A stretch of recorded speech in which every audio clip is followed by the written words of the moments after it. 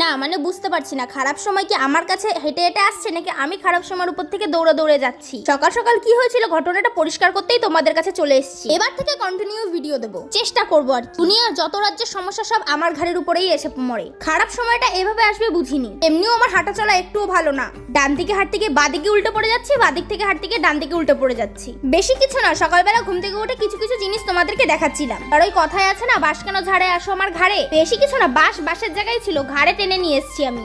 এতদিন আমি ডায়েট করছি, কোনোদিনও কিছু মনে হয়নি। আজ সকালে আমার মনে হলো না, একটু হাঁটাচলা করলে হয়তো ওয়েটটা একটু কমবে। এই আশাতেই 10 বার হাঁটবো বলে সিঁড়িতে উঠানামা করছিলাম। এই লম্বা লম্বা খাড়া সিঁড়িতে উঠতে গিয়ে আমার কিছু হয়নি। রে বাবা, আমি তো শুকনো জায়গা পাছাড় খাই। এই সিঁড়িতে আমার কিচ্ছু হয়নি, সিঁড়ির থেকে যেই নামবো সেই আমার অবস্থা খারাপ।